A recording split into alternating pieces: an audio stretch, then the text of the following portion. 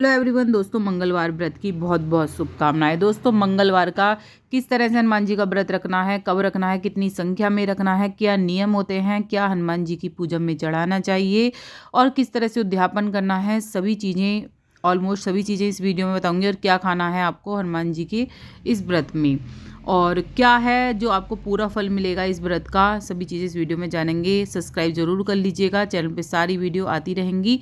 और जान लेते हैं मंगलवार के व्रत के बारे में। दोस्तों, मंगलवार का व्रत अगर आप रखना चाह रहे हैं तो कहते हैं शुभ घड़ी में रखना चाहिए जो ये फलदायी हो, और किस तरह से रखना चाहिए वो भी जानेंगे। मंगलवार का व्रत भी किसी भी माह के शुक्ल पक्ष के पहले मंगलवार से आप शुरू कर सकते हैं। यह व्रत या तो 21 की संख्या में रखें या फिर 45 की संख्या में रखें। 21 की संख्या में और 45 की संख्या में रखना बेहद शुभ होता है। दोस्तों, आप 108 भी रख सकते हैं, तो इस तरह से भी रख सकते हैं। तो ये नहीं होता कि आप की व्रत पकड़ लिए हमेशा के लिए, मंगलवार के व्रत करता रहूँगा, तो वो अच्छे नहीं होते हैं। संख्या में पकड़िए, फिर उद्यापन कर दीजिए, फिर संख्या में पकड़िए। इस तरह से व्रत करने का ज़्यादा फायदा आपको नजर आने वाला है। और हनुमान जी की पूजा में हनुमान चालीसा का इस दिन जरूर पाठ कर लें। और दोस्तों, इस जो व्रत में नमक नहीं खाया जाता, इतना ध्यान रखिएगा, नमक के व्रत नहीं होते। बहुत से लोग बता देते हैं कि हनुमान जी के व्रत में नमक खाया जाता है, तो ऐसा नहीं है। अगर आप हनुमान जी की व्रत रख रहे हैं तो इसमें नमक ना खाएं। अगर आप गर्मी के समय में व्रत रख रहे हैं तो याद रखें कि जो बड़ा गुरुवार आता है, बुढ़वा मंगल आता है, उन बुढ़वा मंगल से व्रत रखना बेहद शुभ होता है। नहीं आता है तो फिर मई के महीने में आता है, जो बुढ़वा मंगल होता है वो मई के महीने में आता है। अगर नहीं आता है तो आप जो मैंने बताया है शुक्ल पक्ष से रख सकते हैं। और इस दिन उधार ना ही देना है आपको और ना ही किसी से लेना है मंगलवार के दिन। ऐसा करने से बहुत ही ज़्यादा परेशानियाँ आ सकती हैं। नुकीली वस्तु बिल्कुल भी नहीं खरीदनी है इस दिन। लड़ाई झगड़े से आपको बचना है और काले वस्त्र नहीं पहनने हैं। आपको हो सके तो लाल वस्त्र पहने, पीले वस्त्र पहने, इन्हीं ही बैठकर पूजा करें। निवेश से बचना है, कोई भी बड़ा निवेश ना करें, जैसे कि कार खरीदनी, मकान खरीदना, ऐसी चीज़ें ना खरीदें। पूरा दिन भगवान में ही ध्यान लगाएं। बाल नाखून भी नहीं कटवाने हैं। इस मतलब इस दिशा में यात्रा से भी आपको बचना है, तो कहीं भी यात्रा के लिए भी नहीं जाना है। मंगलवार का व्रत अगर आप शुरू कर रहे हैं तो लाल वस्त्र पहन लीजिए। इसके बाद हाथ में जल लेकर आपको संकल्प लेना है कि मैं इतने ही व्रत रखूंगा, जब भी आपको फ़ायदा होगा। और बीच में नहीं छोड़ना है कि 2 व्रत कर लिए, 8 व्रत कर लिए, छोड़ दिया, 11 व्रत कर लिए, ऐसा नहीं। 21 या 45 अगर आपने बोले हैं तो 21-45 करके ही आपको ये व्रत छोड़ने हैं।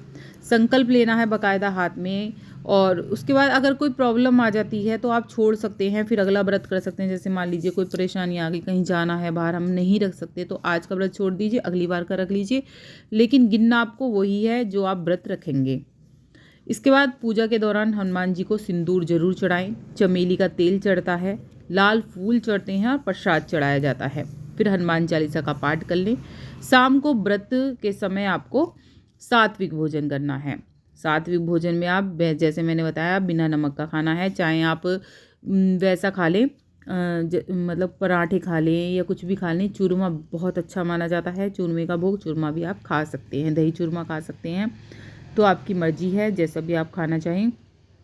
और दोस्तों, हनुमान जी की पूजा में दोस्तों ये व्रत करने से बहुत ही ज़्यादा फायदे आपको देखने को मिलेंगे। मंगल ग्रह मजबूत होता है, हनुमान जी की असीम कृपा प्राप्त होती है, मान सम्मान बढ़ता है आपका, उस आत्मविश्वास बढ़ता है, मनोकामना जो भी आपकी होगी वो ज़रूर पूरी होगी।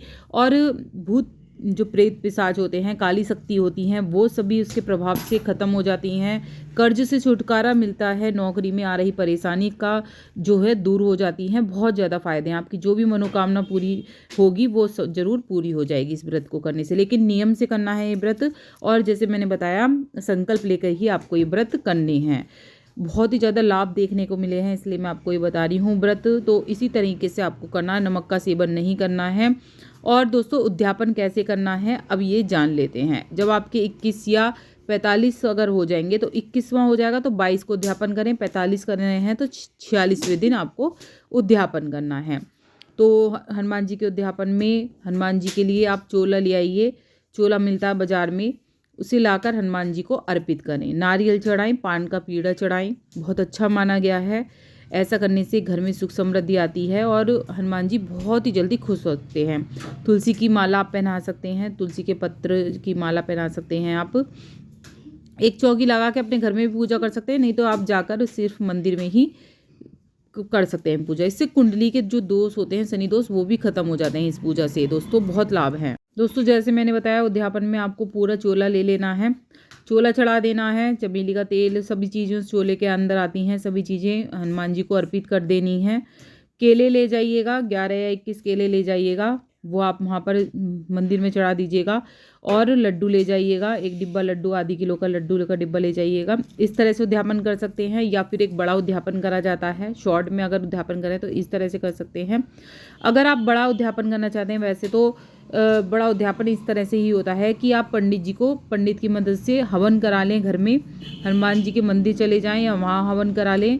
उसके बाद 21 व्रत रखे हैं तो 21 ब्राह्मणों को भोजन कराएं, और या फिर 45 रखे हैं तो 45 को भोजन। नहीं तो जैसे मैंने आपको बताया है, आप शॉर्ट में उद्यापन इस तरह से भी कर सकते हैं। जैसे मैंने बताया था, केले और मीठे का डिब्बा ले जाइए आप, आधी किलो का, और केले ले जाइए। वहाँ पर जो आसपास आपको दिखे उन पहले प्रसाद जो है हनुमान जी को चढ़ाइए, जो भी फिर आसपास मंदिर में जो भी दिखे आप उनको केले बांट दीजिएगा। तो इस तरह से आप उद्यापन, हनुमान जी का उद्यापन बड़ी सरलता से भी कर सकते हैं। ऐसा कुछ नहीं है कि हम बहुत ही बड़ा उद्यापन करेंगे जब इस व्रत को पूर्ण होगा। तो आप दोनों ही मैंने बता दिया है किस तरह से करना है।